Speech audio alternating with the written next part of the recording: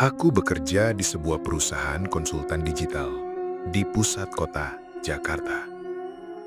Gedung tempat kami berkantor berdiri megah dengan 42 lantai dan 2 basement. Liftnya cepat, bersih dan canggih. Tapi entah kenapa, hampir semua karyawan, termasuk aku, menghindari satu hal: tangga darurat. Bukan karena malas, tapi karena suasana di dalamnya aneh. Langkah kaki selalu menggema terlalu keras.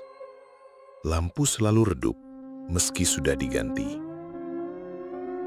Dan yang paling membuat merinding, setiap orang yang pernah turun lewat tangga itu pasti mengaku hal yang sama. Kayaknya tadi aku udah turun 4 lantai, tapi pas buka pintu masih lantai yang sama. Awalnya aku pikir itu cuma sugesti, halusinasi karena stres kerja. Sampai suatu malam, semua lift mati karena pemadaman listrik. Aku, Nina dari tim finance, dan Raffi anak legal harus turun dari lantai 27. Kami tertawa di awal, mencoba santai. Tapi semakin kami turun, pintu demi pintu yang kami lewati, semuanya bertuliskan lantai 27. Aku menatap Nina. Kamu juga lihat kan? Dia mengangguk pelan.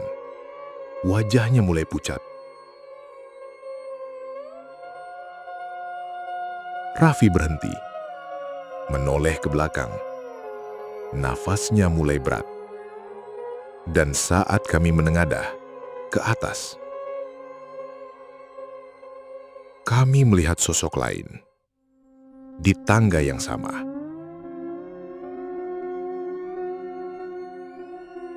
Dia berdiri di sana, diam, tanpa suara.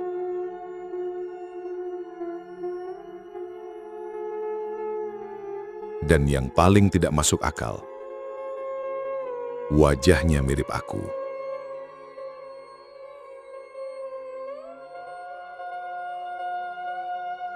Selamat datang di ruang sunyi.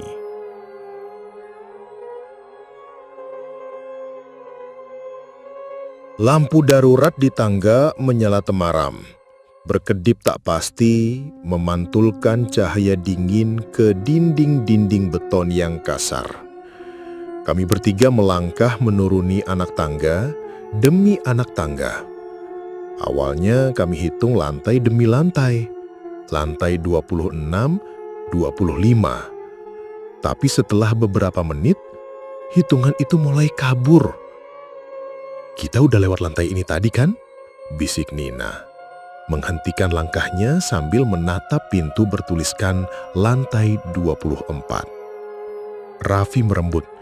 Baru juga turun 1 lantai? Masa langsung nyasar? Aku meraba dinding, mencari nomor lain, penanda apapun. Tapi tak ada, hanya tulisan kusam di atas pintu yang semakin sulit terbaca karena debu. Kami lanjut turun, tapi 2 menit, 3 menit, lalu 5 menit.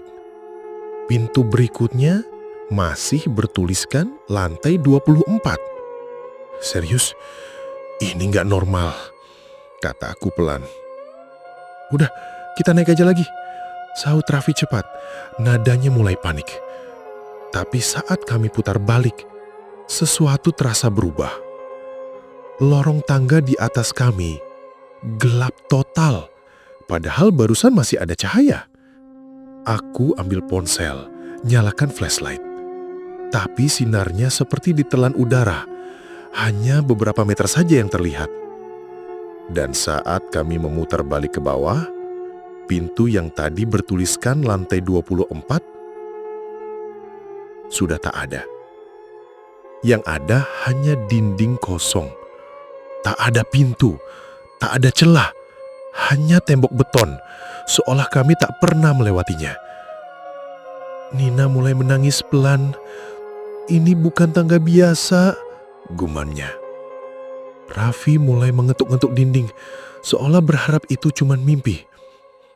Aku hanya diam. Ada suara, samar. Langkah kaki, tapi bukan dari kami. Dari bawah sana, seseorang atau sesuatu juga sedang menaiki tangga ini. Dan ia semakin dekat. Kami bertiga terdiam beberapa saat. Nafas kami terengah, bukan karena kelelahan, tapi karena kecemasan yang menumpuk dan tak bisa dikeluarkan. Di belakang kami tadi ada pintu. Kami yakin, tapi kini hanya dinding beton dingin dan basah. Dinding yang bernafas. Nina duduk di anak tangga, tubuhnya gemetar. Rasanya kayak kita bukan di dunia nyata lagi. Raffi tetap mencoba rasional. Enggak, ini pasti cuma ilusi. Bisa jadi ada gas bocor. Mungkin kita keracunan CO2. Aku ikut duduk. Gas bocor bisa bikin kita nyasar, tapi nggak bikin dinding ganti bentuk. Kami putuskan turun lagi. 1 lantai, 2 lantai. Lalu muncul lagi pintu. Tapi yang tertulis kali ini, lantai 28. Kami langsung saling pandang. Kami turun. Tapi kenapa sekarang justru naik? Raffi panik. Ini kayak lingkaran. Kita masuk ke loop. Kayak game. Kayak maze. Aku hampiri pintu itu. Coba membukanya. Terkunci. Tapi dari balik pintu ada suara. Suara lift berdenting. Suara orang-orang bercakap. Lalu terdengar suaraku sendiri. Tawa kecilku. Diikuti suara Nina dan Raffi. Kami bertiga langsung mundur. Itu rekaman masa lalu kami. Pintu itu mengarah ke waktu sebelum kami masuk tangga darurat. Suaranya persis. Obrolan kami di pantry, detik-detik sebelum lampu padam dan kami panik lari ke tangga. "Ini nggak mungkin," bisik Nina. Ini waktu yang salah." Kami mulai paham. Tangga ini bukan sekedar lorong. Ini tempat yang menjiplak waktu, melingkar dan saling menelan. Kami bergerak turun lagi. Tapi kini langkah kami terasa berat. Bukan karena tubuh lelah, tapi karena udara semakin padat, seperti ada tekanan di dada. Dan dari balik bayangan muncul siluet. Seseorang berdiri diam di bawah. Ia mengenakan kemeja seperti punyaku. Ia menatap ke atas. Wajahnya, wajahku, tapi matanya kosong. Aku terdiam. Sosok di bawah sana. Wajahku sendiri. Tapi bukan aku. Matanya kosong, tapi ekspresinya tenang. Dan yang paling menyesakan, ia juga sedang memandangi aku. Nina menarik lenganku. "Kita nggak bisa ke bawah. Kita harus naik." Raffi geleng-geleng. "Kita tadi udah naik dan berakhir di lantai 28. Kita turun, tapi tetap ke lantai 28. Sekarang ini udah bukan soal arah. Ini soal logika yang runtuh." Kami akhirnya sepakat untuk kembali ke titik awal. Pintu tangga darurat lantai 14 tempat kami masuk pertama kali. Kami berharap mungkin dengan kembali ke awal, semuanya bisa keluar dari loop gila ini. Kami mulai berjalan naik, tapi tiap lantai yang kami lewati tidak menunjukkan angka. Pintu-pintu di dinding kini kosong. Kosong. Kosong. Dan akhirnya, di lantai keempat yang kami hitung secara manual, kami menemukan angka lantai 22. Raffi menendang tembok. Sialan, ini ngaco. Tiba-tiba lampu mati. Gelap. Kami berdiri diam. Tak ada suara selain detak jantung kami sendiri. Lalu bunyi langkah di atas kami. Langkah perlahan, berat, teratur. Satu persatu menuruni tangga. Tapi langkah itu tidak seperti manusia. Langkahnya tidak konsisten. Kadang cepat, kadang lambat. Seperti seseorang yang sedang mencoba menirukan cara manusia berjalan. Kami menyalakan senter ponsel, tapi sinarnya hanya menjangkau beberapa anak tangga ke atas. "Siapa di atas?" teriakku. Tak ada jawaban. Langkah itu mendekat. Raffi nekat naik satu anak tangga dan menyorotkan lampunya. Kosong. Langkahnya berhenti. Tiba-tiba, senter Nina mati. Kemudian milikku. Lalu milik Raffi. Gelap gulita. Dan dari atas terdengar bisikan, "Kalian datang terlalu jauh." Suara itu bukan milik siapapun dari kami, tapi terasa dekat, seperti dari dalam kepala. Aku ingin berteriak, tapi lidahku kaku, tubuhku dingin, membeku. Nina menggenggam tanganku kuat-kuat. Ini bukan tangga lagi. Ini kita. "Apanya kita?" tanya Raffi. Panik. Tempat ini nyalin ingatan kita. Semua langkah yang kita ambil dia pelajari. Dan sekarang dia mulai ngeluarin hasilnya. Aku paham maksudnya. Tempat ini bukan cuma memutar waktu. Ia memproduksi versi lain dari kita. Gelap gulita menyelimuti kami, seperti selimut dingin yang meremukkan jiwa. Di tangga itu, suara langkah semakin dekat, tapi sosoknya tak kunjung terlihat. Aku mulai merasa seolah-olah aku bukan lagi diri sendiri, tapi versi lain. Dan versi lain itu sedang menunggu di atas sana. Nina menggenggam tanganku erat, suaranya gemetar. Kalau tempat ini bikin versi kita yang lain, siapa yang asli ya? Raffi tiba-tiba menatapku tajam. "Lo duluan yang masuk ke tangga ini bukan?" Aku kaget. "Kenapa lo bilang gitu?" "Karena suara kita yang terdengar di balik pintu tadi, suara yang terekam, itu bukan suara yang kita buat sekarang. Itu suara masa lalu, kita sebelum masuk tangga. Tapi yang itu, yang sekarang, bisa jadi cuma salinan." Aku terdiam, merasakan sesuatu mengganjal di kepala. "Nina, lu ingat gak waktu kita rapat tadi siang? Aku sempat bilang ada orang hilang di tangga darurat itu tapi gak ada berita. Kenapa?" Tanyaku pelan.